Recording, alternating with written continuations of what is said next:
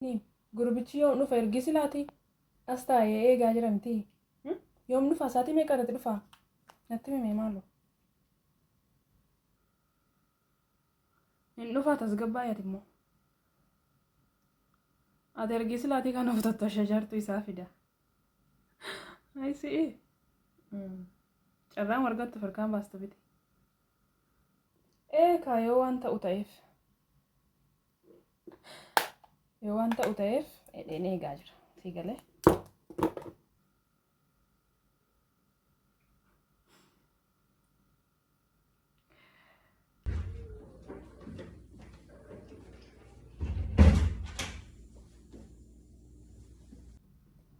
Ishi kamii naguma taa'e isa kanadha.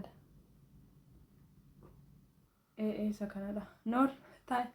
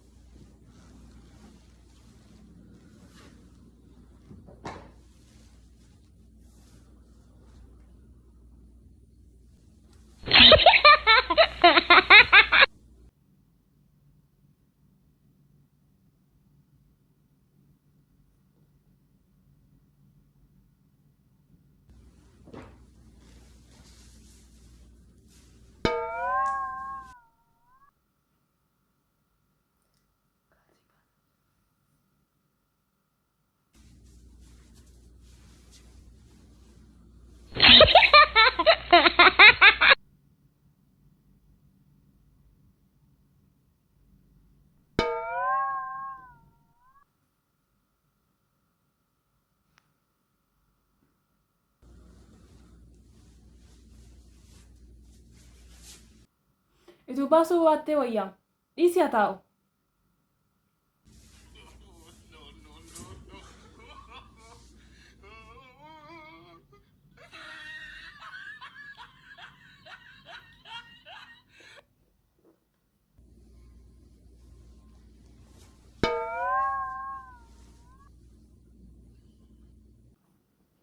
Anka indee ati immoo akkamitti kaalsii akka ofirraa baasanitti ni tole.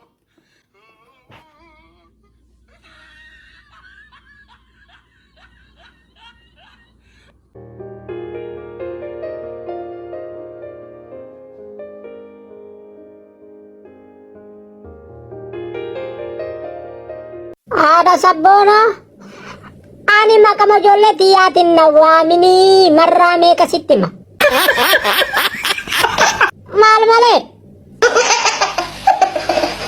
Ani na waamin kalaas akkamitti ijoollee namni na waamu hedduu ollaan kiyya na waamu alli na waamu guutuun na waamu atillee kana na waamta? Taayib ijoolleen tee kabajaa qabdi maaltu bade? Karte akka turaa sanatti aleemiyyee hayaatiyyee nuunniyyee miimmiyyee naan jedhe qalbiin tiyya ijoolletti na deebiti. Ka hayaati habiibti malee maqaa ijoollee tiyyaatti na waamne ati mataan kee. Gudiin dhufe ka daa'ima si deebisa jechuu amma yoo an akkana si waame daa'ima deebita jechuu. Mee amma na waam maal jedhe jedhi yooma bareedaa wayi hayaati bismillaahi maasha Allah. Ya salam.